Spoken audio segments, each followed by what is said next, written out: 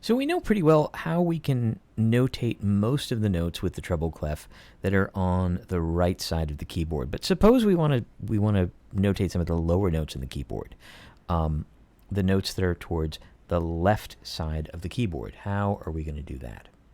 Well, we have another clef that is going to help us reconfigure the notes of the staff to make it easier to hit those notes on the left side of the keyboard.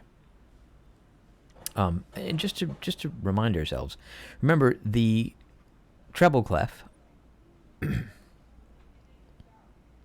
tells us that the second line of the staff is going to mean G, is going to represent G. So once we know that, we can figure out all the rest of the notes of the staff. Well, the bass clef is going to tell us a different configuration of notes.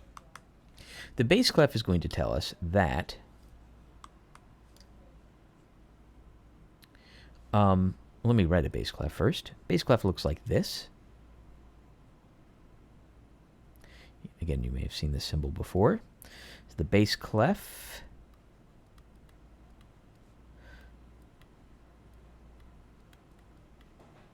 sometimes known as the F clef.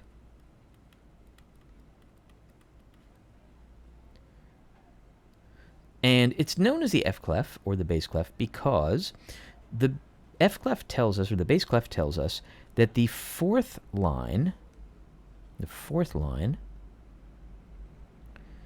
is going to represent the note F. And not just any F, but the F that is directly below middle C. And again, to reorient ourselves in the keyboard, here is middle C. And let me just play it just so we get that sound in our ear. So if we go down from C, we go C, one note below is B, A, G, and then F. So the bass clef tells us that the fourth line of the staff is going to represent the F that is below middle C. So now we've completely reconfigured the 5 lines and the 4 spaces of the staff. They're going to mean completely different things if we see this bass clef. And we can figure out again, just knowing that that's our sort of anchor, we can figure out what the rest of these lines and spaces are going to mean in this new configuration. So going up from the F, the space above that is going to be A, the A that is directly below. Oh, I'm sorry. That is not going to be the A. That is going to be the G that is directly below middle C. The line, the top line of the staff, is going to be A, since that's the next note up from G. The note above the staff is going to be B. That is the B that is directly below middle C. And then the ledger line, or the note that is on the first ledger line above the staff,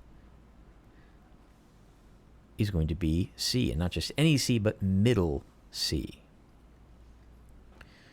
So if we go in the opposite direction, we'll start from the F. The note down from the F, that third space, is going to be E. The D, or I'm sorry, the third line is going to be the D.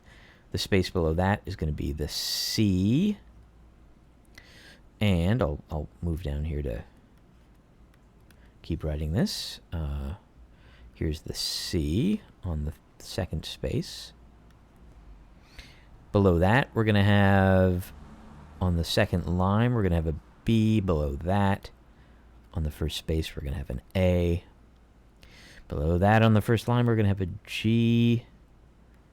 You get the idea of how this works. This is going to be an F. The first ledger line below is going to be an E, followed by a D, and then we'll stop right here for the moment. 2 ledger lines below is going to be the C, and that is not just any C, but that is the C, not 1 octave, but 2 octaves below middle C. Here's middle C. Here is that C at the bottom of the bass clef, the C 2 octaves below. So now we have a pretty good idea of how the bass clef works. In the next video, we're going to talk about how the bass and the treble clef work together, and then talk about how we can actually start to become fluent.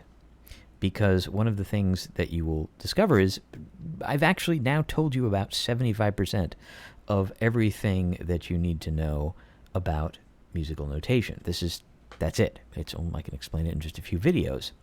The tricky thing now is going to become trying to become fluent and comfortable using this, and using this in real time as we do in music. And that will be the subject of some videos coming up.